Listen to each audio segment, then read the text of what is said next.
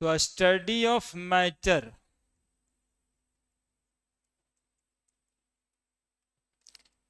Composition of matter,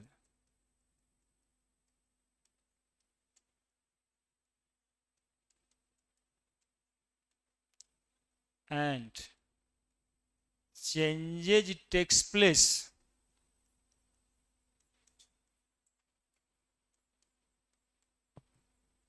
in the composition of matter.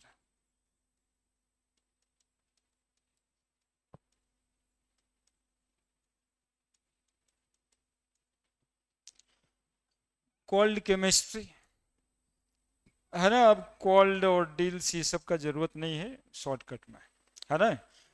शुरू कीजिए लिखना, study of matter, composition of matter and the changes takes place in the composition of matter. Matter किसको कहते हैं बताइए। हाँ अभी को बोलना है, हाँ बोलो। हम्म हम्म ठीक है। हाँ हाँ ठीक है। मैटर किसको कहते हैं मैटर, और कोई बताइए। बैठे बैठे भी बोल सकते हैं, बताइए, कुछ कुछ बोलना है। ठीक है। और और लोग बोलिए, कुछ हो बोलिए। ऐसे क्या मैटर का डिफिनेशन, मैटर का डिफिनेशन पढ़ने यहाँ तक पहुँचेगा। मैटर का डिफिनेशन पढ़ने हमारी जरूरत है। ये सब तो हम लोग का एक क्वारम होता है जो कि पूरा कर देना होता है, तो फॉर्मेलिटीज कहो उसको। तो ठीक ही बता रहे बच्चा, matter anything which occupy a space, which occupy a space, poses mass, poses mass, मास रखना, मास रखता है, पोजेज मतलब रखना ही होता है ना। हैव मास, अब पोजेज मास, थोड़ा सा इंग्लिश मीनिंग में अंतर है। पोजेज जैसे कि हमारा बॉडी वेट 60 किलो है, तो भी पोजेज इट, पेन रखें तो आई हैव इट, यही अंतर है। तो मैटर होगा तो उसके साथ ही मास होगा, मैटर होगा तो उसके साथ ही मास होगा, वो अलग से रखेगा नहीं, जैसे हम अलग से पेन रखें ऐसा नहीं रखना है। पोजेज जैसे हम मैटर है तो हमें मास है, possess mass and offer resistance to air, ये भी जरूरी बात है। To air, offer resistance to air, हवा को चलने में रोके, है ना। कोई भी मैटर होगा छोटा से छोटा तो हवा को चलने से रोका है ना। कहते हैं ना कि जिंदा है तो जिंदा दिखना जरूरी है, लाइक दैट एयर को रोकना भी जरूरी है। कोई मैटर है तो एयर को रोकेगा, ठीक है। इससे पता चलता है कि वो मैटर है। Offer resistance to air, called as matter, called as matter,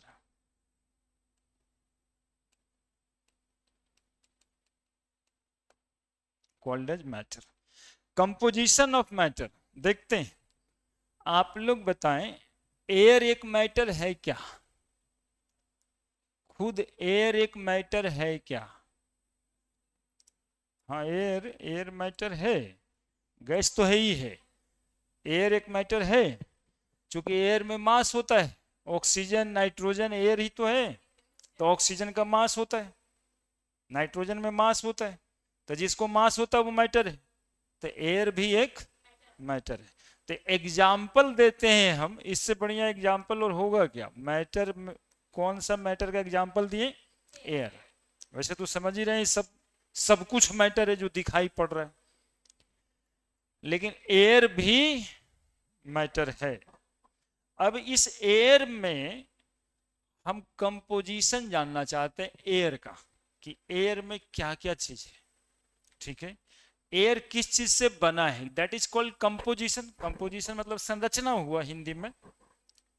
तो किस किस चीज से बना है एयर? तो नाइट्रोजन है, ऑक्सीजन है, कार्बन डाइऑक्साइड, है ना। हाइड्रोजन नहीं, नेचुरल कंपोजिशन नहीं। CO2 है, हीलियम, नियन, आर्गन, क्रिप्टन है ना, इनर्ट गैस। ये दो चीज प्रमुख रूप से है, और इसके बिना तो कुछ चलना नहीं है ना, फोटोसिंथेसिस इसी से होता है। तो ये तीन चीज इंपॉर्टेंट है।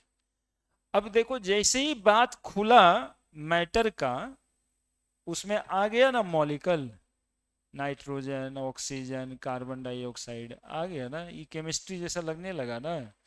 कोई भी मैटर होगा तो they are chemically consist of atoms और मॉलिक्यूल्स, है ना। कोई भी मैटर होगा तो उसके अंदर अंदर में जाएंगे तो किस चीज से बना हुआ होगा वो, एटम से या मॉलिक्यूल से, है ना।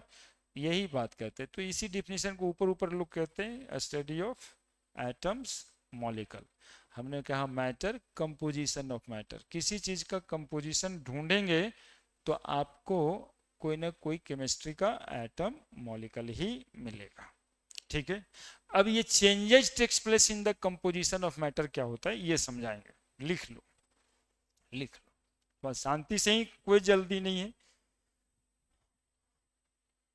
और समझिए, खुश रहिए, काहे मतलब बहुत उदास हो तुम लोग, क्या बात। हाँ, कुछ कुछ बोलना है भी है साथ साथ में, है ना। फिर सिलेबस वगैरह बताएंगे, गुवाहाटी से शुरू हुआ है भाई, इसी पर बात चलेगा। फिर इसमें क्या क्या पढ़ना है आप लोगों को, ये सब बातें भी करेंगे।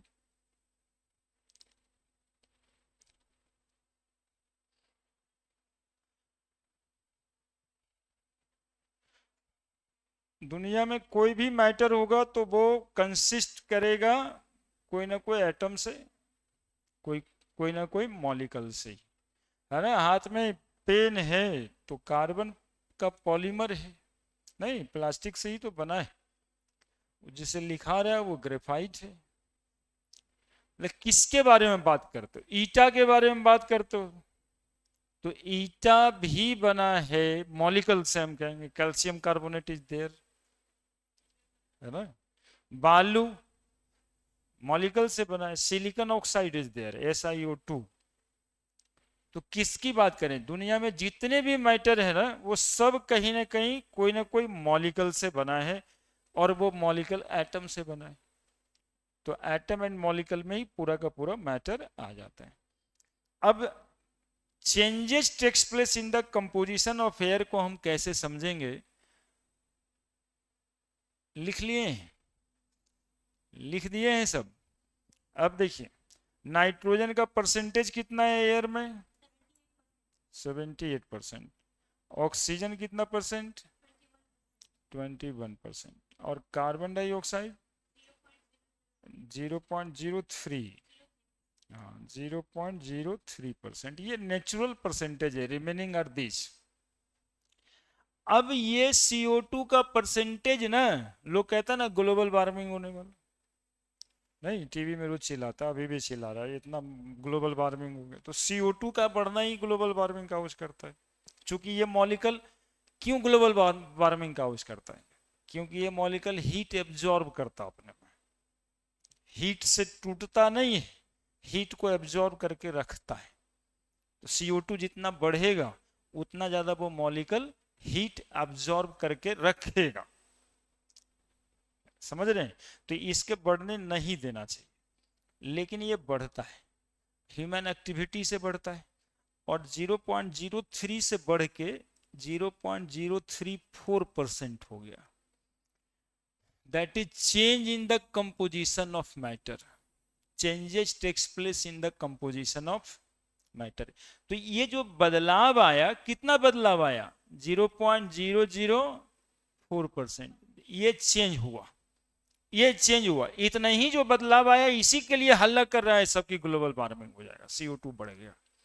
इसके लिए हल्ला नहीं हो रहा है, ये तो होना ही जरूरी है। हल्ला किसके लिए हो रहा है, मात्र इस बदलाव के लिए हल्ला हो रहा है। अब हम लोग केमिस्ट्री में जानते हैं कि how this changes takes place, ये चेंजेस कैसे हुआ, है ना। CO2 के अमाउंट में बदलाव आखिर हो क्यों रहा है, ठीक है। तो उस पूरे को केमिस्ट्री कहते हैं, मतलब डिफिनीशन ही समझा रहे हैं। लिख दीजिए, लिख दीजिए। क्यों CO2 बढ़ा? सबके पास अपना कारण होगा, एक एक एक कारण सब बता दो, 10 कारण तो मिल ही जाएगा हमें। बताओ। डिफॉरेस्टेशन, बिल्कुल सही है, डिफॉरेस्टेशन हो रहा है, पॉपुलेशन ग्रोथ हो रहा है, पॉल्यूशन उसी को कहते हैं, इसी को पॉल्यूशन कहते हैं। CO2 क्या पॉल्यूटेंट है? अब एक और जनरल सवाल पूछे, कार्बन डाइऑक्साइड क्या पॉल्यूशन है?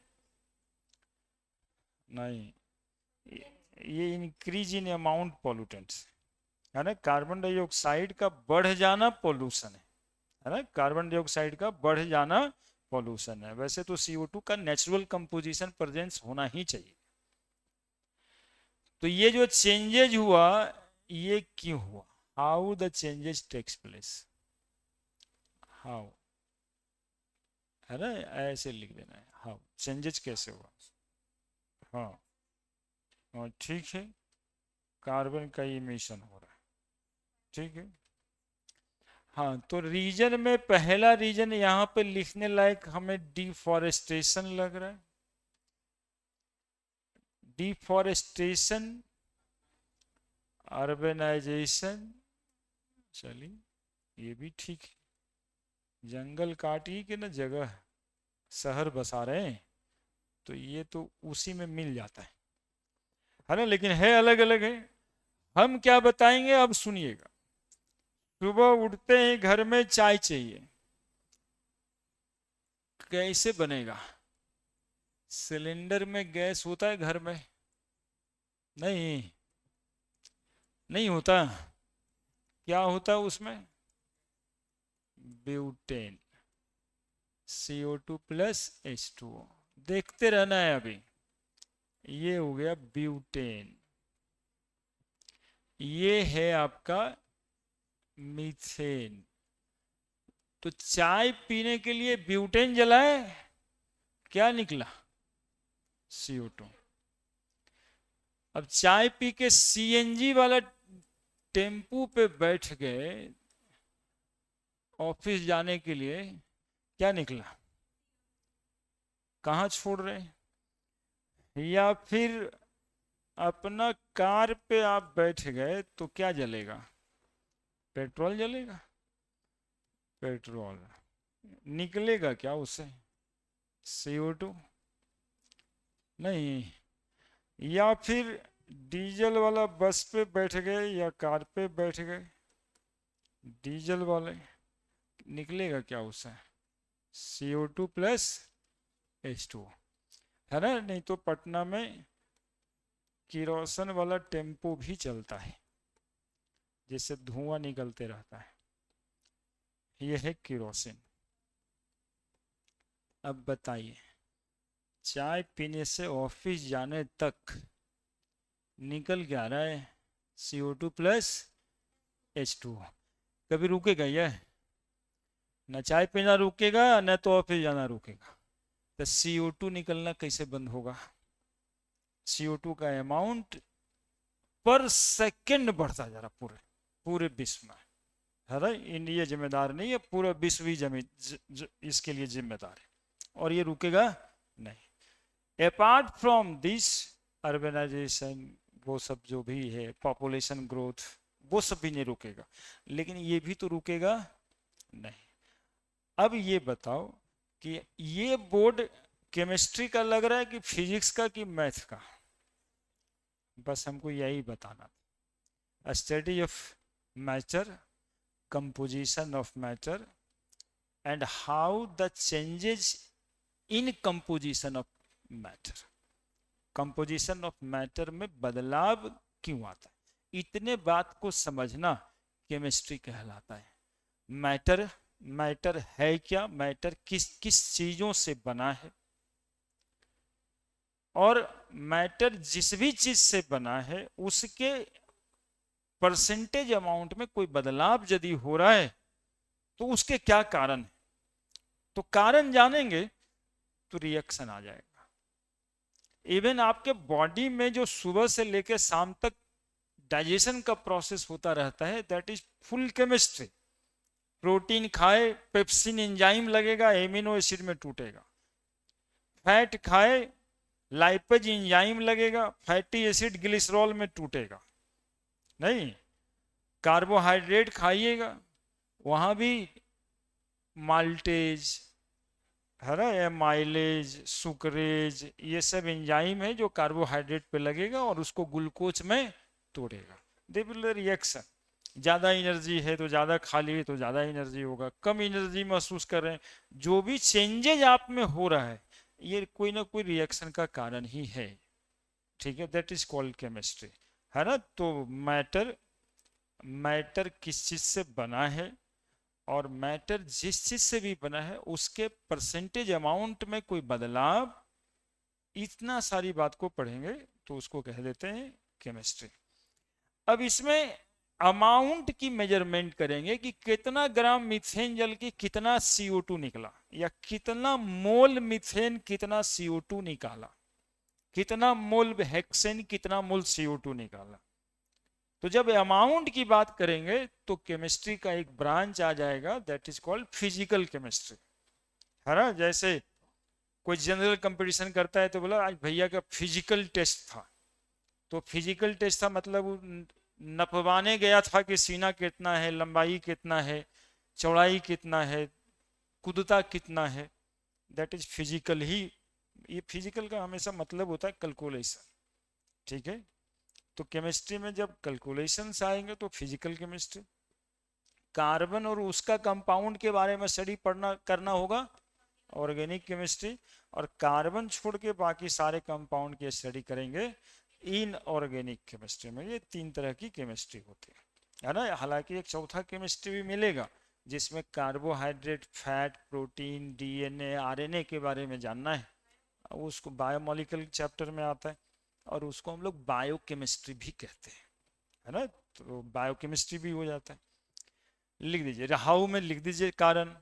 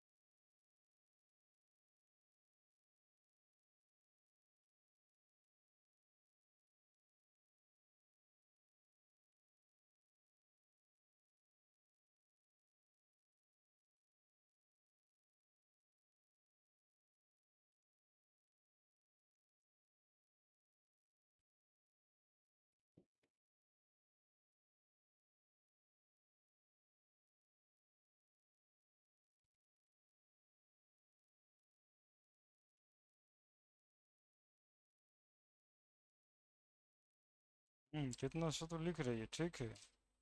ठीक। हाँ, ये भी लिख देना।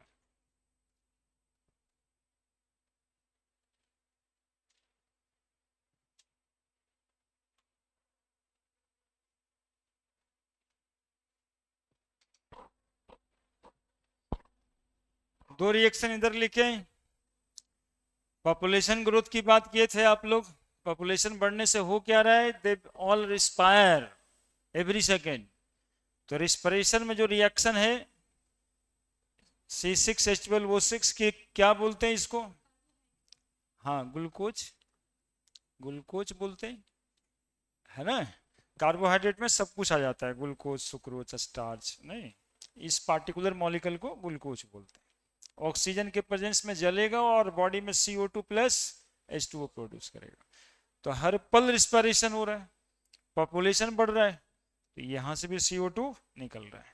अब CO2 को कम करने का एक ही तरीका था, वो था फोटोसिंथेसिस। CO2 फिक्सेशन भी बोलते हैं, फोटोसिंथेसिस को CO2 फिक्सेशन भी बोलते हैं। प्लांट फिक्स करता है, एटमॉस्फेयर से कार्बन डाइऑक्साइड एब्जॉर्ब करता है और कार्बन डाइऑक्साइड को किस चीज में कन्वर्ट कर देता है, वो ग्लूकोज, है ना, प्लस O2। तो ये फोटोसिंथेसिस करेगा कौन, तो बोलेंगे प्लांट, है ना। और प्लांट तो हम लोग काट रहे हैं, तो CO2 फिक्सेशन कम होता जा रहा है ना। तो निकल ज्यादा रहा है, और जहां ये फिक्स होता, जहां से ये कम होता है एटमॉस्फेयर में, वो हम लोग कम करते जा रहे हैं, है ना। तो प्लांट का मतलब छोटा छोटा प्लांट भी होता है, ऐसे नहीं कि ये बच्चा कह रहा है सर कहाँ जंगल काट के पटना बनाए, तो ऐसे ही ऐसी मैदाने था इसमें घर बना लिए, तो कहाँ जंगल काट दिए, तो नहीं। वो जो 50 फीट में आप घर बनाए, वहां जब घर नहीं था तब छोटा छोटा पौधा घास तो होगा, वो भी तो CO2 ही एब्जॉर्ब कर रहा था, है ना। तो जितना घर बन रहा है समझिए वो डिफोरेस्टेशन से ही बन रहा है, ठीक है। तो ये घटता जा रहा है, बाकी सब बढ़ता जा रहा है। हमारे कहने का मतलब था, लिख लिए, हमारे कहने का मतलब था कि इस डिफिनेशन में कोई कमी है क्या। देखिए, तो पूरा केमिस्ट्री जैसा लग रहा है या नहीं लग रहा है। हमने ना एटम का नाम लिया, ना मॉलिक्यूल का नाम लिया, हमने कहा कि study of matter, composition of matter and the chemical changes takes place in the composition of matter called as chemistry। इसमें मैटर में एयर है, एयर के कंपोजिशन में ये सारा मॉलिकल्स आ गया, और ये जो केमिकल बदलाव हुआ, ये जो कंपोजिशन में चेंज हुआ, इसके कारण को जानना शुरू किए, तो पूरा केमिस्ट्री दिखाई दे रहा है बोर्ड पे, पूरा रिएक्शन ही दिखाई दे रहा है, that is a chemical changes, है ना। इतने कारणों से CO2 बढ़ा। आपकी जानकारी के लिए, एक तो इतना मॉलिक्यूल का फॉर्मूला हुआ, है ना, रिएक्शन तो लिखाएगा बाद में भी, बैलेंस भी होगा, और ये दो पढ़ते होंगे आप लोग, रेस्पिरेशन और फोटोसिंथेसिस का इक्वेशन। क्लियर है, कोई दिक्कत किसी को, कोई कंफ्यूजन? एक्चुअली में शुरू होता ही है मैटर से ही, क्लासिफिकेशन ऑफ मैटर।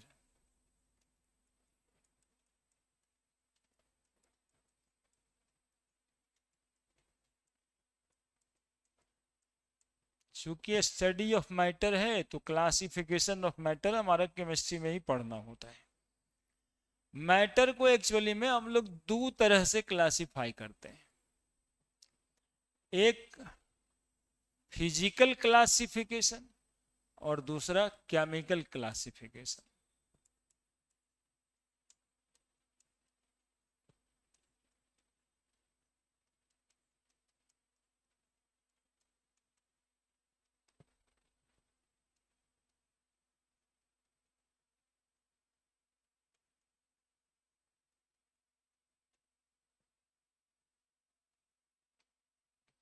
एक फिजिकल क्लासिफिकेशन और एक केमिकल क्लासिफिकेशन। फिजिकली मैटर तीन तरह का बेसिक एग्जिस्टेंस में धरती पर, सॉलिड, लिक्विड और गैस, है ना। वैसे आयन, इलेक्ट्रॉन, प्लाज्मा स्टेट भी होता है सन पे, है ना, जिसमें आयंस होते हैं और इलेक्ट्रॉन्स होते हैं फ्री। हाँ, लेकिन धरती पे तो यही तीन, solid, liquid, gas. Chemical classification में भी दो तरह का, एक प्योर मैटर,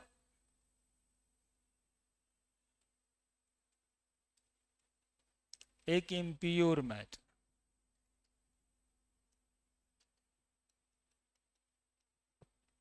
है ना, उधर सॉलिड, लिक्विड, गैस, और matter chemically classify as pure matter, impure matter. है ना, तो सॉलिड, लिक्विड, गैस के क्लासिफिकेशन देख लेंगे हम लोग। फिर pure matter classify as,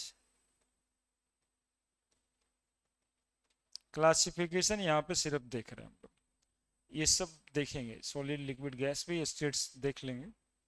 pure matter classify as two type, कौन कौन सा? एलिमेंट्स और कंपाउंड्स।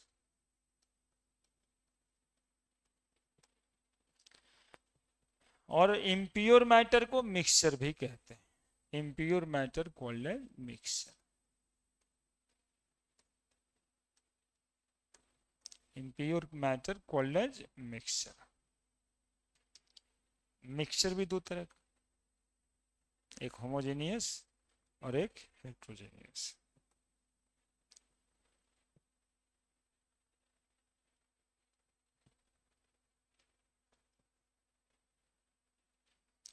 एलिमेंट कितने तरह का?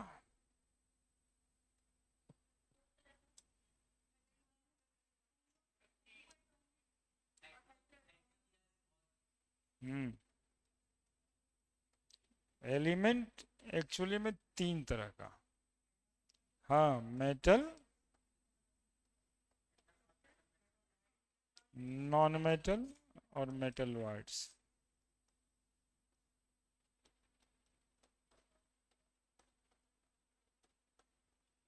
मेटल वाइड्स को सेमी मेटल भी कहते हैं, मेटल वाइड्स को सेमी मेटल भी कहते हैं।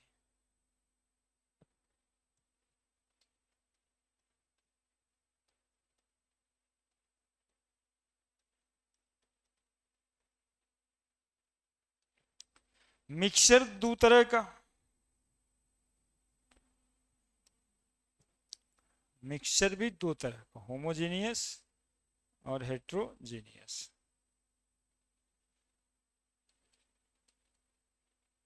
अलग अलग ही लिखना आप लोग, इसके नीचे फिर डिफाइन भी कर देंगे सबको। मिक्सचर दो तरह का, होमोजेनियस, हेट्रोजेनियस।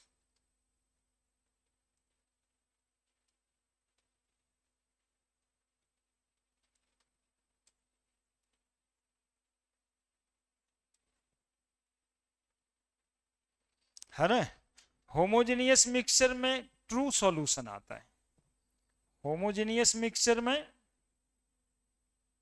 ट्रू सॉल्यूशन आता है। और हेट्रोजेनियस मिक्सचर भी दो तरह का, हेट्रोजेनियस मिक्सचर भी दो तरह का। कौन कौन सा हेट्रोजेनियस मिक्सचर दो तरह का? हाँ, कोलाइडल सॉल्यूशन और सस्पेंशन।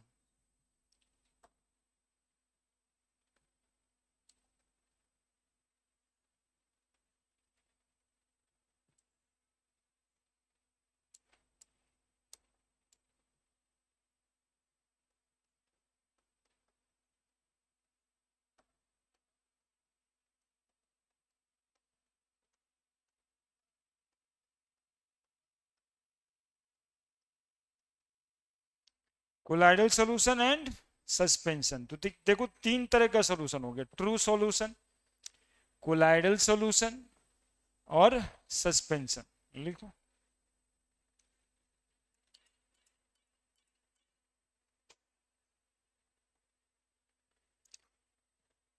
ये तीनों में क्या डिफरेंसेस है, ट्रू सॉल्यूशन, कोलाइडल सॉल्यूशन और सस्पेंशन में? हाँ बता।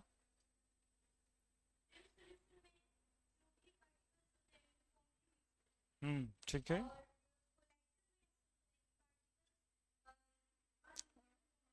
हाँ ठीक है।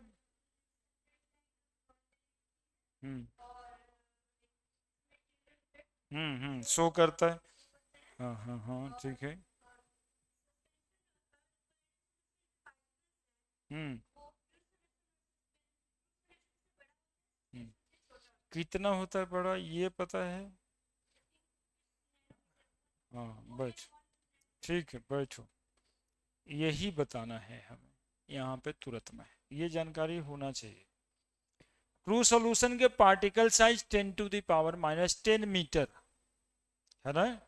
और कोलाइडल सॉल्यूशन के पार्टिकल साइज 10⁻⁻10 मीटर से ज्यादा बड़ा, 10⁻⁻7 मीटर तक, और 10.6 मीटर या उससे बड़ा पार्टिकल का साइज होगा तो सस्पेंशन। ठीक है। ब्लड मिल्क कोलाइडल सॉल्यूशन के एग्जांपल है। ब्लड और मिल्क कोलाइडल सॉल्यूशन के एग्जांपल है। चीनी पानी या ग्लूकोज पानी जो घर में बनाते हैं वो ट्रू सॉल्यूशन के एग्जांपल है।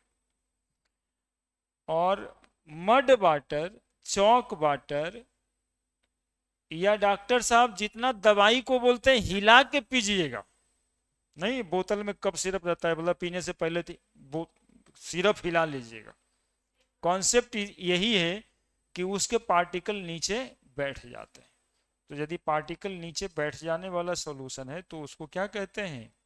सस्पेंशन, है ना। तो दवा को घोल के इसलिए पीना है कि उसमें जो केमिकल मॉलिक्यूल है जो फायदा करेगा आपको वो नीचे बैठा हुआ रहेगा। ठीक है। अब जो हिला दीजिएगा तो सब मिल जाएगा।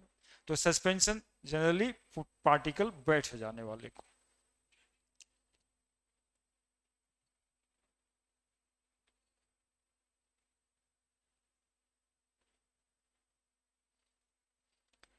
ट्रू सॉल्यूशन क्या बताए? एक पॉइंट पार्टिकल साइज। वैसे तो डिफरेंसेस ढेर सारा है, लेकिन अभी के लेवल में ये बात तुरंत आप लोग को बता देने चाहिए। 10⁻⁻10 मीटर को एक एंगस्ट्रम भी कहते हैं, है ना। वो सब लिखेंगे। कोलाइडल सॉल्यूशन के पार्टिकल साइज 10⁻⁻10 मीटर से ज्यादा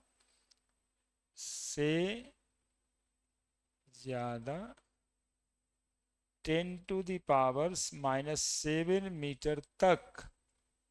ऐसे ऐसे ही लिख देना, है ना। कुछ बात जब याद ना रहने वाला है, याद करने वाला है, तो कुछ बना लेना चाहिए। और इसमें ग्रेटर देन 10⁻⁻7 मीटर। तो 10⁻⁻7 मीटर से ग्रेटर आएगा 10⁻⁻6 मीटर। पार्टिकल साइज के रूप में लिखे हैं, समझ गए हैं कि ट्रू सॉल्यूशन होगा तो उसमें जो पार्टिकल होगा वो कितना बड़ा होगा? तो 10⁻⁻10 मीटर। कोलाइडल सॉल्यूशन होगा तो उसका पार्टिकल साइज कितना बड़ा होगा? 7 मीटर तक। हाँ -10 मीटर से बड़ा, यानी 10⁻⁻9 मीटर, 10⁻8, 10⁻7। और सस्पेंशन होगा तो 10⁻⁻7 मीटर से ज्यादा। ठीक है। ठीक है। एक एक करेक्टर बताए। चीनी पानी ग्लूकोज पानी जब घोल के पिएंगे तो वो कौन सा सॉल्यूशन है? True solution. हमारे बॉडी में ब्लड कोलाइडल सॉल्यूशन, उसमें आरबीसी डब्ल्यूबीसी का अलग अलग एग्जिस्टेंस होता है। चीनी पानी वाले शरबत में चीनी का अलग एग्जिस्टेंस है क्या? कह सकते हैं कि चीनी का पार्टिकल है, ये पूरा मिल गया वो। लेकिन ब्लड में आरबीसी डब्ल्यूबीसी अलग अलग दिखाई पड़ता है। काउंटेबल है कि आरबीसी के नंबर इतने हैं, डब्ल्यूबीसी के नंबर इतने हैं, प्लेटिलेट्स के नंबर इतने हैं। ये सब काउंटेड है। पढ़ा था ना, 5 मिलियन 4.5 मिलियन आरबीसी होता है ब्लड में। सस्पेंशन का कैरेक्टर एक बता रहे हैं, एक कैरेक्टर जिससे आप सेपरेट कर दो। सस्पेंशन का कैरेक्टर है कि उसके पार्टिकल रखने पर नीचे बैठ जाए। ठीक है। चौक वाटर, मड वाटर, यही सब से रिलेटेड वहां पर ढेर सारा क्वेश्चन होगा, एक एक करके बना देना सब, है ना। वो मेरे बताने के लिए उसमें कुछ नहीं है जो आज डीपीपीज है। वो यही सब कुछ कुछ कर कर करके होगा कि which of the following is mixture, which of the following is colloidal solution, like that. ठीक है, बाकी यहाँ पे पढ़ा रहे हैं, लिख दिए, क्लासिफिकेशन सारा हो गया। अब बताइए, जब स्टडी ऑफ मैटर जब पढ़ना था केमिस्ट्री में, तो केमिस्ट्री में इतना ही चीज तो पढ़ना है, कितना के बारे में पढ़ना है, मेटल के बारे में, नॉन मेटल के बारे में, मेटल वर्ड्स के बारे में, यही 115 एलिमेंट है अभी पीरियोडिक टेबल में, मतलब जगह 118 का 115 डिस्कवर्ड हो गया है। ठीक है, 115 वो सब मिला करके ये सब है, उसके बारे में जानना है केमिस्ट्री में। ठीक है, यदि वो कंपाउंड नहीं है तो मिक्सचर होगा। तो सॉल्यूशन के बारे में जानना है केमिस्ट्री में, कोलाइडल सॉल्यूशन के बारे में जानना है, इसके करेक्टर, इसकी प्रॉपर्टीज के बारे में हम लोग को पढ़ना है ना। सॉलिड लिक्विड गैस के लिए एक चैप्टर हुआ करता था, सॉलिड स्टेट, इत्तेफाक से अब नहीं है, 2 साल से। गैसियस स्टेट हुआ करता था, वो भी नहीं है, स्टेट्स ऑफ मैटर करके एक चैप्टर था, है ना, उसको हम लोग थोड़ा बहुत पढ़ाते हैं थर्मोडायनामिक्स में मिला करके। एक लिक्विड है जिसमें एक फिजिक्स में आता था चैप्टर, आता है अभी भी, फ्लूइड करके, हाँ फ्लूइड मैकेनिक्स, उसके में लिक्विड स्टेट के बारे में पढ़ना होता है। ठीक है, तो ये हो गया। अब हम पढ़ाएंगे आपको सॉलिड लिक्विड गैस के बारे में। हाँ, colloidal solution, milk is emulsion, है ना, मिल्क कोलाइडल सोल्यूशन है। और कोलाइडल सोल्यूशन में कैसा सोल्यूशन है, तो इमल्सन, है ना। कोलाइडल सोल्यूशन फिर पढ़ेंगे तो 2-3 तरह का होता है, sol, gel, fog, smog, emulsion, है ना। तो इमल्सन में आ जाता है मिल्क, बटर, बटर में भी थोड़ा पानी होता है, तो वो भी कोलाइडल सोल्यूशन है। ठीक है, लिखिए। तो छूट कैसे गया, छूटा नहीं ना है, छूटेगा तो फिर हम दिखा देंगे आपको, है ना। कभी कभी क्या होता है, कुछ छूट जाता है, फिर बच्चा छोड़ देता है, बोला अच्छा लिख लेंगे सर बाद में, कोई दिक्कत नहीं, ये सब नहीं करना है, रोक कर करके लिख लेना है। कोई बात क्लियर नहीं हुआ तो उसको रुक जाना है कि सर ये हमको बता दीजिए। प्योर मैटर में 2 चीज होता है, एलिमेंट और, इसमें एगो मॉलिक्यूल आ जाता है, ये तो ठीक है, एलिमेंट और कंपाउंड, एगो मॉलिक्यूल भी होता है। तो एलिमेंट की इकाई है atom, unit of element is atom. Unit किसको बोलते हैं, इस मकान का यूनिट क्या है, ब्रिक, एक एक ईटा करके ही मकान पूरा बना है, तो यूनिट उसी को बोलते हैं, दैट इज बिल्डिंग ब्लॉक। तो एलिमेंट का बिल्डिंग ब्लॉक एटम, ठीक है। कंपाउंड का बिल्डिंग ब्लॉक मॉलिक्यूल्स, ठीक है। थोड़ा सा कंफ्यूजन होता है कभी कभी, कंपाउंड जो है ना, मॉलिक्यूल जो है 2 तरह का हो जाता है, एक तो O2 भी है और एक CO2 भी है।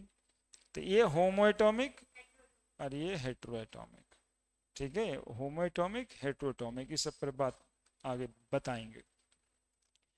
तो सॉलिड लिक्विड गैस अब के उम्र में ऐसा चाहिए, मतलब उम्र मतलब आपका क्लास जो है उस हिसाब से सॉलिड लिख दीजिए, लिक्विड लिख दीजिए, गैस लिख दीजिए, तीनों के प्रॉपर्टीज को कंपैरिजन करके पढ़ लीजिए, है ना। सॉलिड लिक्विड गैस ये 3 स्टेट्स ऑफ मैटर है। सबसे पहले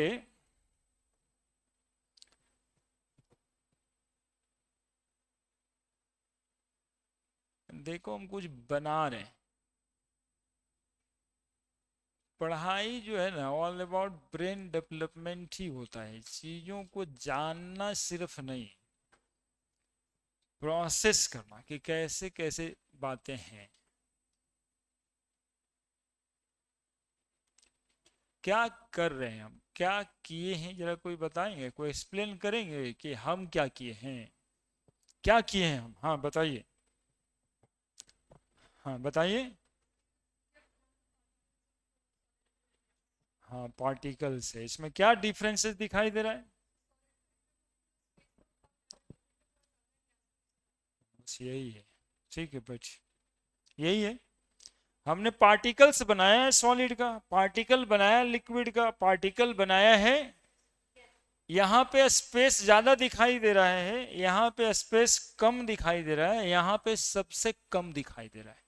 तो इंटरमॉलिक्यूलर स्पेस सबसे कम हो तो सॉलिड, उससे ज्यादा हो लिक्विड, और यदि इंटरमॉलिक्यूलर स्पेस सबसे ज्यादा हो तो बस गैस। यही बातें होती है। और तुम सोच भी सकते हो कि दो पार्टिकल को इतना क्लोज कर दिया जाए कि और क्लोज ना हो पाए, तो जो स्टेट्स ऑफ मैटर बनेगा दे बी कॉल सॉलिड, है ना। और यदि पार्टिकल दूर है तो वो गैस, बीच में है तो liquid.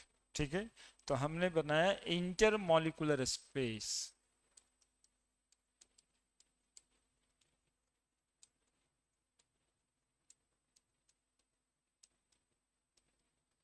Minimum, more than solid,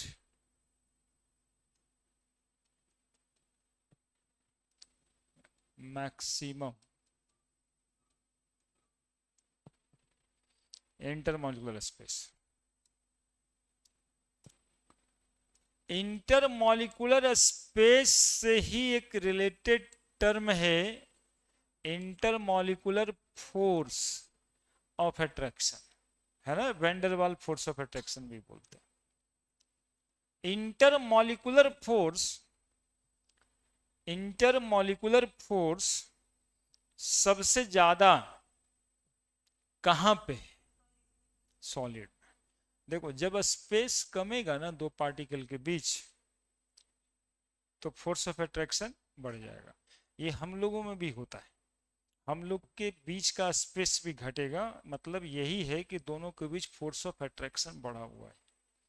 तो force, intermolecular force of attraction, actually मैं अट्रैक्शन लिखूं या ना लिखूं, अब इस क्लास में इंटरमॉलिक्यूलर फोर्स लिखा जाए तो ऑफ अट्रैक्शन ही समझना है, कि क्योंकि इंटरमॉलिक्यूलर फोर्स हमेशा अट्रैक्टिव फोर्स होता है।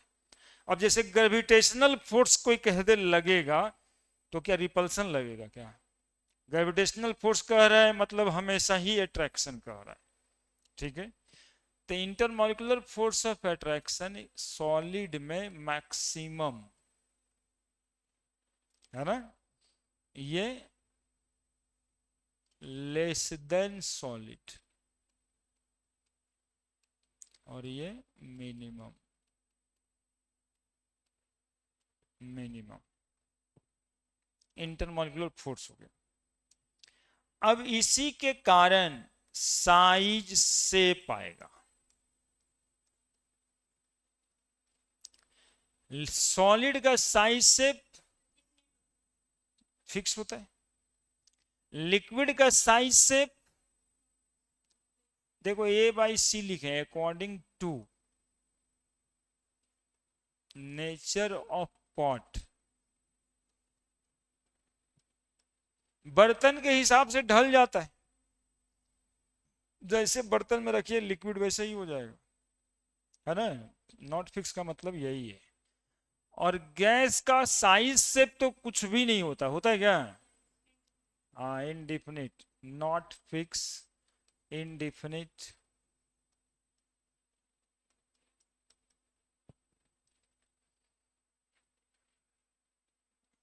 वॉल्यूम,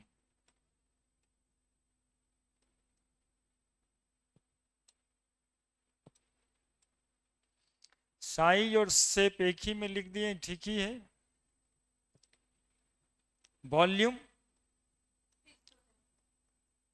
फिक्स्ड, लिक्विड के वॉल्यूम भी फिक्स, और इसके वॉल्यूम फिक्स नहीं होते, है ना। वॉल्यूम फिक्स नहीं होने का मतलब क्या है? गैस के वॉल्यूम फिक्स नहीं होने का क्या मतलब है? मतलब ये कि एक अगरबत्ती जला दें तो धुआं होगा। अब वो धुआं यदि रूम छोटा है तो उतना ही दूर में बंद होके रह गया, और रूम बड़ा है तो वही धुआं पूरे रूम में फैल गया। दैट इज नॉट फिक्स, है ना। दे विल एक्सपैंड, है ना। जैसा आकार दीजिएगा, जितना जगह दीजिएगा, उतने जगह में वो फैल जाता है।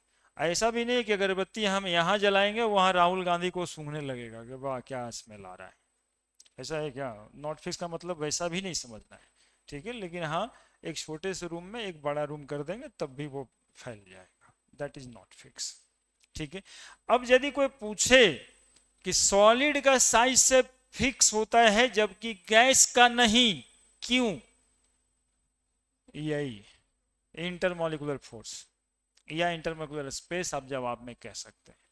कह सकते हैं कि सर ऐसा है कि सॉलिड के इंटरमोलिकुलर फोर्स ऑफ अट्रैक्शन ज्यादा होते हैं, पार्टिकल एक दूसरे से ज्यादा अट्रैक्टिव फोर्स में रहता है, इसलिए कोई ना कोई फिक्स साइज शेप में आ जाता है, जबकि उसमें अट्रैक्शन का फोर्स है ही नहीं, बिल्कुल कम है, तो एक पार्टिकल दूसरे पार्टिकल के साथ कोई अरेंजमेंट में प्रेजेंट नहीं है, इसलिए नहीं फिक्स। समझ रहे हैं? या फिर कह सकते हैं सर इसमें स्पेस मिनिमम है पार्टिकल का, उसमें स्पेस ज्यादा है। नेक्स्ट रिजिडिटी, मतलब कठोरता से है। कठोर सबसे ज्यादा कौन सा है? मैक्सिमम, लेस देन सॉलिड, और ये तो कठोर बच भाई साहब होते ही नहीं है। Minimum, compressibility,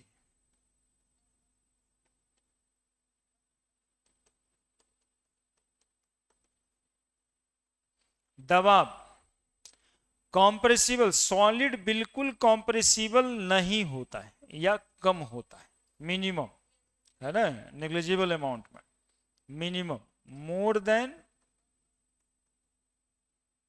solid.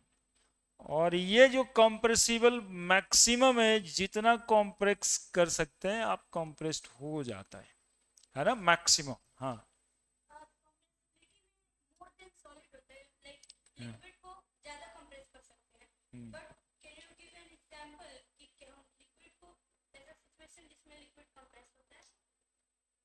बैठो, ऐसा सिचुएशन जिसमें लिक्विड कंप्रेस्ड हो जाता है, एक्चुअली में ये प्रेशर के वजह से कंप्रेस कर देते हैं हम लोग। अब लिक्विड में भी लेयर वाइज, हाँ बोलो क्या बोल रहे हैं? हाँ आ रहे हैं वहीं पे।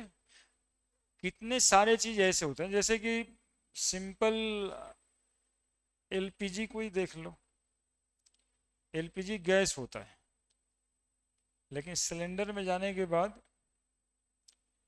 वो लिक्विड हो जाता है, हाईली कंप्रेसिबल, स्टेट ही चेंज हो गया, लिक्विड हो गया।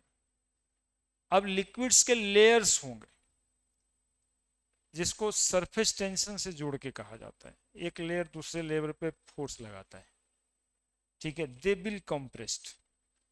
और वैसे तुम्हारे दिमाग में जो एग्जांपल चल रहा है उसको बताओ तो एक्सप्लेन कर दें। हम्म हम्म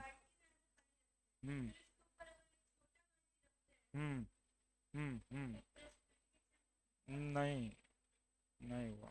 एक्चुअली में यहाँ पे जो दूसरा बाल्टी गया, वो जो जगह छेका उतना पानी बाहर निकल जाता है, they will not compress, they will not compress. होता क्या कि लिक्विड का एक लेयर दूसरे लेयर पे ऐसे प्रेस हो जाएगा, दैट इज कंप्रेशन, है ना, ये ना कि कंप्रेस दबाव दे कर करके इस तरह से ऐसे कर दें, ऐसे कंप्रेस हो जाए।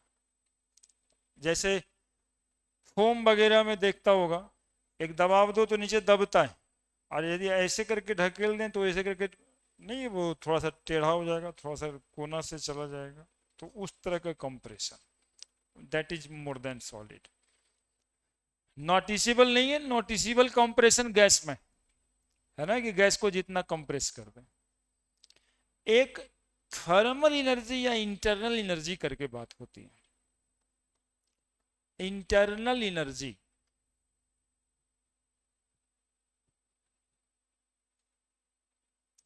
इंटरनल एनर्जी,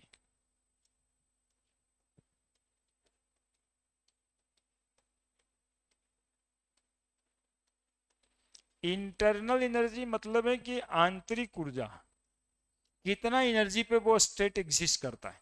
हम आपसे पूछने वाले हैं सॉलिड की इंटरनल एनर्जी ज्यादा कि गैस की इंटरनल एनर्जी ज्यादा? किसकी इंटरनल एनर्जी ज्यादा है? गैस की। सॉलिड की इंटरनल एनर्जी सबसे कम है। इंटरनल एनर्जी का मतलब है आंतरिक ऊर्जा से, नहीं जैसे आप बहुत सिकुड़ के बैठे हुए हैं, मतलब हम कह सकते हैं कहा इंटरनल एनर्जी खाया पिया नहीं है क्या, सीधा सा बात। उत्साहित है मतलब पूरा एनर्जेटिक है, इंटरनल एनर्जी ज़्यादा है। कितना एनर्जी पे आप एग्जिस्ट कर रहे हैं उसी को बोलते हैं इंटरनल एनर्जी। इसमें हर तरह की एनर्जी जुड़ी होती है। सुबह में मॉर्निंग वॉक किए हैं, 10 मिनट एक्सरसाइज किए हैं, 20 केला खाए कि 10 ही खाए हैं, जूस पिए हैं, ये सब जुड़ कर करके आपकी एनर्जी बनती है। तो सब तरह की एनर्जी किसी सिस्टम की जोड़ दें तो कहेंगे इंटरनल एनर्जी। तो सॉलिड की इंटरनल एनर्जी सबसे कम होती है। कौन सा स्टेट्स ऑफ मैटर है जो सबसे कम एनर्जी पे पाया जाता है? तो सॉलिड। Internal energy minimum. बोले सर इसको कैसे एक्सप्लेन करिएगा कि ये मिनिमम एनर्जी पे है? आप कर पाइएगा क्या? हम करते हैं, आप कर सकते हैं क्या? बताइए। हम्म।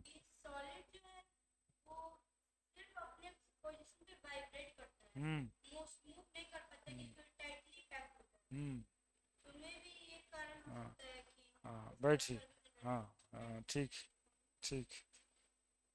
एक्चुअली में इस पॉइंट को हम लोग इंट्रॉपी में डिस्कस करते हैं, इसको इंट्रॉपी कहते हैं।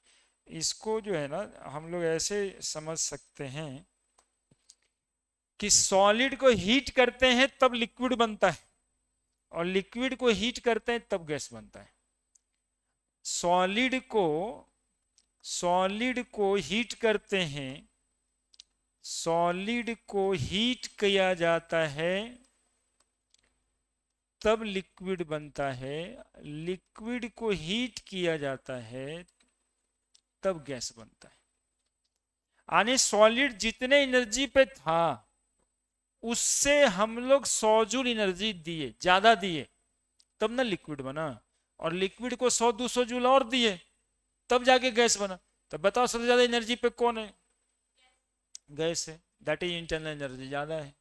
ये सॉलिड, पानी का एग्जांपल ले लेते हैं, 0 डिग्री पे एग्जिस्ट करता है और वो गैस 100 डिग्री पे बनता है। कितना ज्यादा एनर्जी है या नहीं है? तो सबसे ज्यादा एनर्जी पे गैस है। इसी को थर्मल एनर्जी से भी लोग जोड़ देते हैं।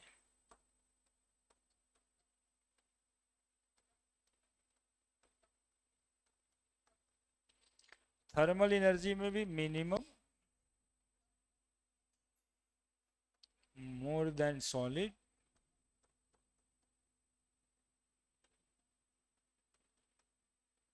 मैक्सिमम।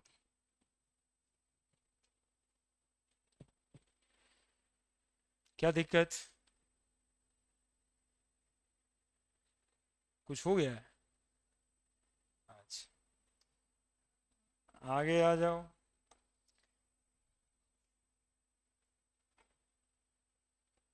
एक पॉइंट और देना है, दैट इज इंट्रॉपी। इंट्रॉपी लिख लिए आप लोग? लिख लिए हैं? इंट्रॉपी ज्यादा छोटा हो रहा था। इंट्रॉपी, इंट्रॉपी का मतलब होता है बाबू मॉलिक्यूलर रेंडोमनेस। मॉलिक्यूलर रेंडोमनेस। इंट्रॉपी का मतलब मॉलिक्यूलर रेंडोमनेस। एक मॉलिक्यूल दूसरे मॉलिक्यूल के साथ ऑर्डर्ड अरेंजमेंट में है या फिर रैंडम अरेंजमेंट में है। ठीक है, जैसे सॉलिड के पार्टिकल एक दूसरे को ज्यादा जोर से पकड़ा हुआ है, this is called ordered arrangement. यदि आप चाहो भी तो उसके पार्टिकल अपने मीन पोजीशन पे सिर्फ वाइब्रेट कर सकता है, रेंडमली घूम नहीं सकता गैसियस मॉलिक्यूल की तरह। गैसियस मॉलिक्यूल के पार्टिकल रैंडम मूव करते हैं, एक पार्टिकल यहाँ वहाँ लाइक दैट, लेकिन सॉलिड के पार्टिकल रैंडम मूव नहीं करते। इवन आप जर्क दो, हथौड़ा मार दो, तो पार्टिकल अपने मीन पोजीशन पे वाइब्रेट करके रह जाता है। बन नहीं, लोहा से लोहा को मारेंगे तो क्या होगा कि लोहे के पार्टिकल अपने मीन पोजीशन पे ही वाइब्रेट करके रह गया। वही वाइब्रेशन आपको साउंड के रूप में सुनाई पड़ा, जो झन सा आवाज होता है, that is the molecular vibration. तो सॉलिड के पार्टिकल की इंट्रोपी या सॉलिड की इंट्रोपी सबसे कम होती है, मिनिमम, मोर देन सॉलिड और मैक्सिमम। और इंट्रोपी में ही यहां पे पॉइंट लिख देंगे कि particles of solid only vibrate और oscillate about their mean position.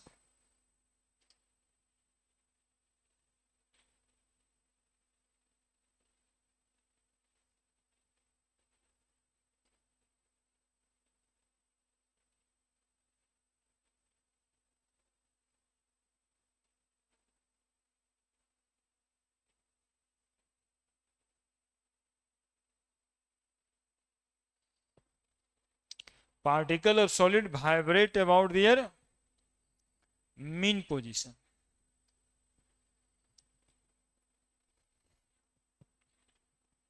और कोई डिफरेंसेस जानते हैं इसके अलावा? सॉलिड लिक्विड गैस के पार्टिकल, हाँ बताइए। हाँ बैठिए, वो इसी में आ गया नहीं, रेंडोमनेस में है ना, कि रेंडम होगा मतलब काइनेटिक एनर्जी ज्यादा होगा। अब काइनेटिक एनर्जी पूछा जाए तो जैसे इंट्रोपी ज्यादा है इसका मतलब काइनेटिक एनर्जी ही ज्यादा है ना, रेंडोमनेस ही ज्यादा है। तो ये सॉलिड लिक्विड गैस, तीन स्टेट्स ऑफ मैटर को डिस्कस किया हमने, तीनों के प्रॉपर्टीज भी हैं, और कोई समस्या है तो बता दीजिए।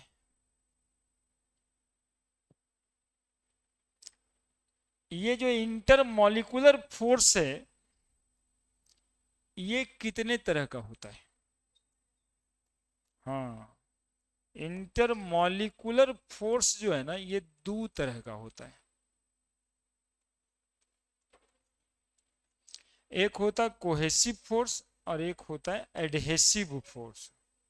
दो सिमिलर पार्टिकल के बीच यदि फोर्स लगेगा तो कोहेसिव फोर्स, और यदि डिफरेंट पार्टिकल के बीच फोर्स लगेगा तो एडहेसिव फोर्स।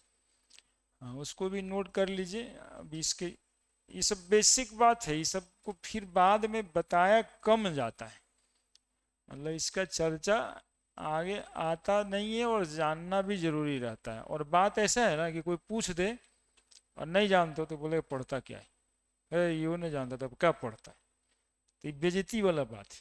तो काहे के लिए इंटर मॉलिक्यूलर फोर्स हम लोग के पास इस में ये सब तो है ही है। ये 4-5 क्लास इस तरह का बेसिक चलता रहेगा, 4-5 क्लास, और 300-400 क्वेश्चन बनाना है आप लोगों को, है ना। 300-400 क्वेश्चंस भी है, उसको बनाते जाइएगा। उस क्वेश्चन में कोई दम नहीं है, वो वही है जितना इस समाज वाला लोग पूछ के कहता है कि इसको कुछ नहीं आता है, वही सवाल है उसमें, है ना। क्या पूछेगा, बता एयर मॉलिक्यूल है कि एटम है? अरे वो मिक्सचर है भाई, एयर मॉलिक्यूल कहाँ हुआ? बताओ ईटा क्या है? ये सब सवाल पूछता है। ईटा का फार्मूला बताओ, बालू का फार्मूला बताओ, केमिस्ट्री पढ़ता है तो फार्मूला बताओ, लाइक दैट। तो उसी तरह का सवाल उसमें ढेर सारा किया हुआ है ना। इंटरमॉलिक्यूलर फोर्स दो तरह का, एक कोहेसिव फोर्स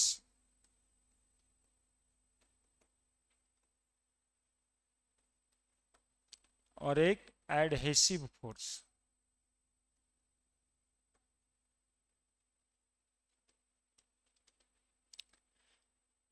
अब इसमें जो है ना, वेरी सिंपल, एक गिलास पानी ले लेते हैं और उसमें बातें कर लेते हैं। ये एक गिलास पानी ले लिए हम।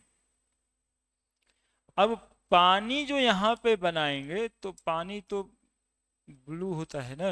हनी सिंह बताया है पानी ब्लू ब्लू, तो ब्लू सही। ऐसे ये पानी का पार्टिकल बनाए है ना। नहीं, हनी सिंह बताया ना जी पानी ब्लू होता है, ब्लू बनाए। तो पार्टिकल जो ये जो देखेंगे ना एक दूसरे से फोर्स ऑफ अट्रैक्शन में है,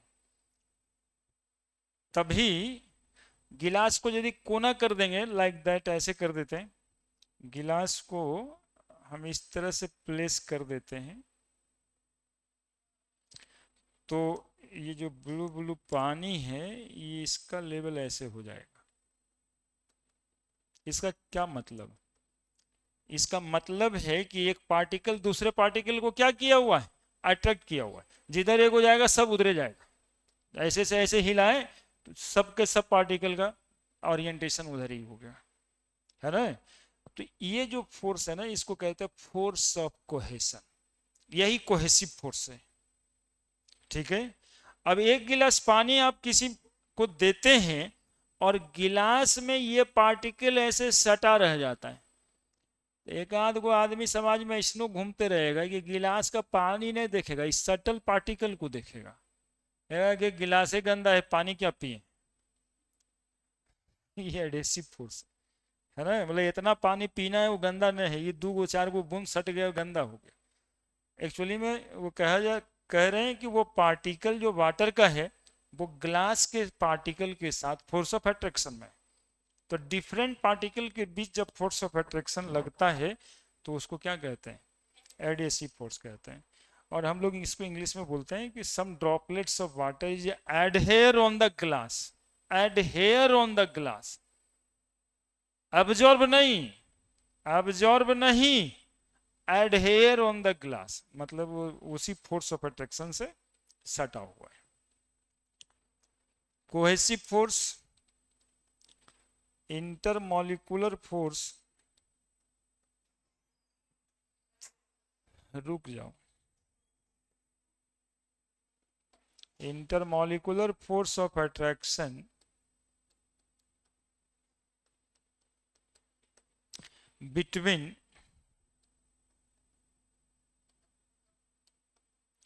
to same type of particle.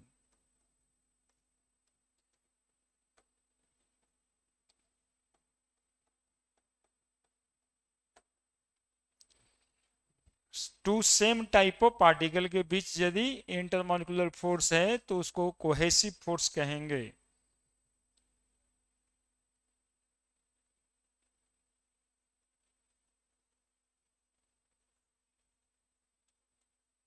Intermolecular force of attraction between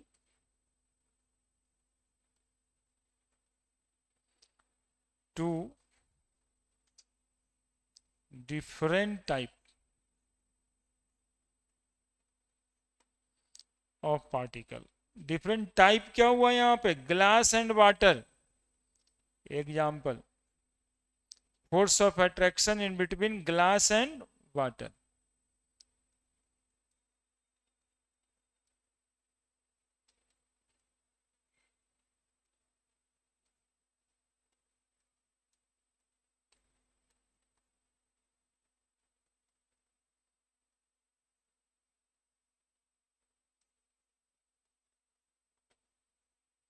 और यहां पर force of attraction in between water.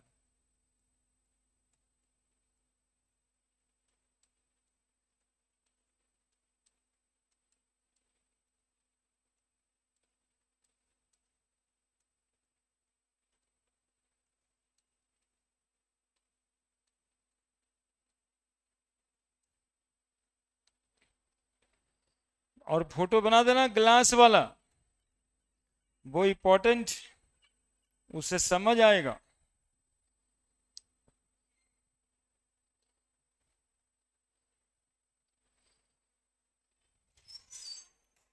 एक ही दिए थे ना वो डीपीपी, एक और दे दीजिए, एक और दे रुकिएगा। पूछ रही, आगे रुकना थोड़ा सा है।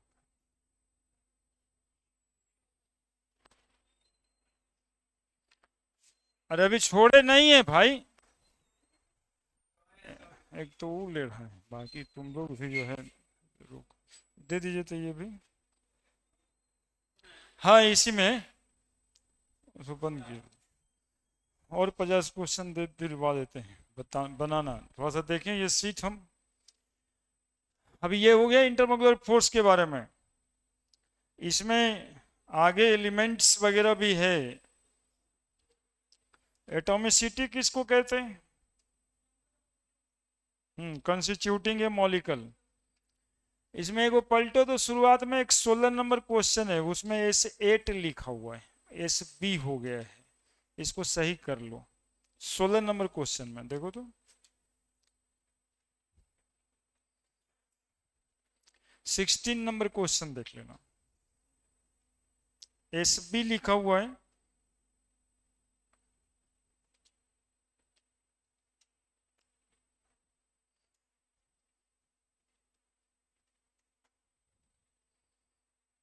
क्या लग रहा है ये सब सवाल सब बन जाएगा आप लोगों से? Elements are made up of same kind of atom, air is example of mixture. नहीं, ये बस आपको थोड़ा सा सामाजिक बनाने के लिए, समाज में कुछ जानते हैं ऐसा बनाने के लिए ही क्वेश्चन है, इसको कर लेना है। और दूसरा दिए होंगे जिसमें मेटल नॉन मेटल के बारे में कुछ कुछ जानकारी मिले, और हम पढ़ाते ही रहेंगे। बोलो इसमें कोई दिक्कत?